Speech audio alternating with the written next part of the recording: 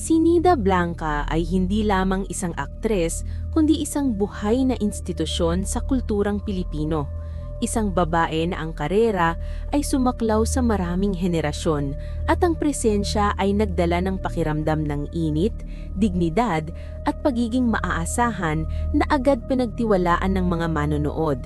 Kaya naman ang kanyang pagpatay ay hindi lamang parang pagkawala ng isang sikat na tao, kundi parang pagkawala ng isang miyembro ng pamilya sa buong bansa.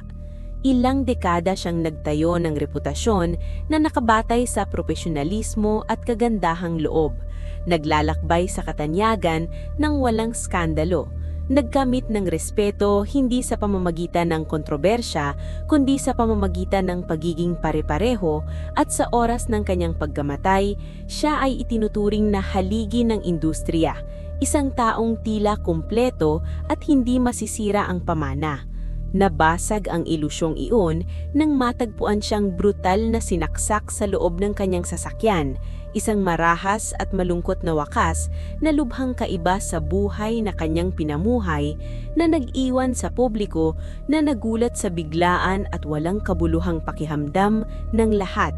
Walang agarang linaw ang krimen, walang malinaw na motibo na akma ng maayos, walang halatang paliwanag na makapagbibigay kasiyahan sa pagdadalamhati, at walang matibay na ebidensya na makapagbibigay katiyakan sa investigasyon.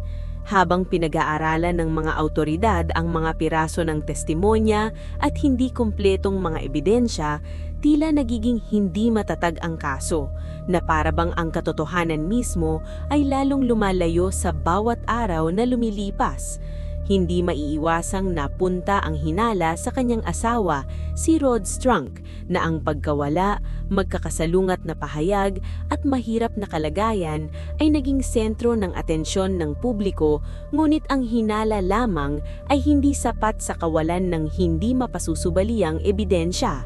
Lalong nagtalala ang saklaw ng media sa kawalan ng katiyakan na ginawang pambansang pagkahumaling ang kaso, kung saan mas mabilis dumami ang mga teorya kaysa sa mga katotohanan, at bawat hindi nasagot na tanong ay nagdagdag ng isa pang patong ng pagdududa.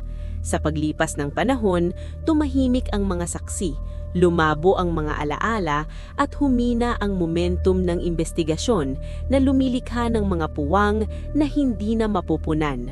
Nang magpakamatay si Strunk sa pamamagitan ng pagbigti, namatay rin ang posibilidad ng legal na resolusyon na sinara ang huling daan patungo sa katotohanan sa korte at nag-iwan lamang ng haka-haka, hindi nalutas na pagdadalamhati at ang nakakakilabot na pakiramdam na may mahalagang bagay na nawala na magpakailanman. Hindi natapos ang kaso, huminto lang ito sa pag-usad, natigil sa isang kalagayan kung saan walang nahatulan, walang kwentong nakumpirma at walang tiyak na hustisya ang natamo. Lumipas ang mga taon, ngulit ang kwento ay hindi pa rin nawawala. Muling lumilitaw sa mga dokumentaryo, talakayan at tahimik na pag-uusap tuwing lumilitaw ang paksa ng mga hindi nalutas na krimen. Nagsisilbing paalala kung gaano kahina ang katotohanan kapag nakikialam ang oras at katahimikan. Para sa maraming Pilipino, ang pagpatay kay Nida Blanca ay naging simbolo ng higit pa sa isang solong gawa ng karahasan. Ito ay sumalamin sa masakit na katotohanan na hindi laging dumarating ang hustisya, na ang katanyagan ay hindi garantiya ng proteksyon, at na kahit ang pinakamamahal na mga personalidad ay maaaring maging walang sagot na mga tanong. Ngayon, patuloy pa ring ipinapalabas ang kanyang mga pelikula, nananatiling nakaukit ang kanyang imahe sa alaala ng kultura, at ang kanyang boses ay patuloy pa ring tumutunog sa mga pagtatanghal na nagtagal pa sa kanyang kamatayan. Ngunit ang huling kabanata ng kanyang buhay ay nananatiling hindi pa nasusulat, nakabitin sa kawalan ng katiyakan.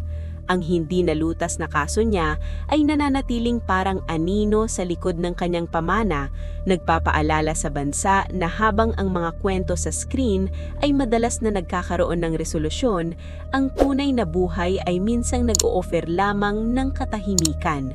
At sa katahimikang iyon, ang katotohanan ng nangyari kay Nida Blanca ay patuloy na naghihintay.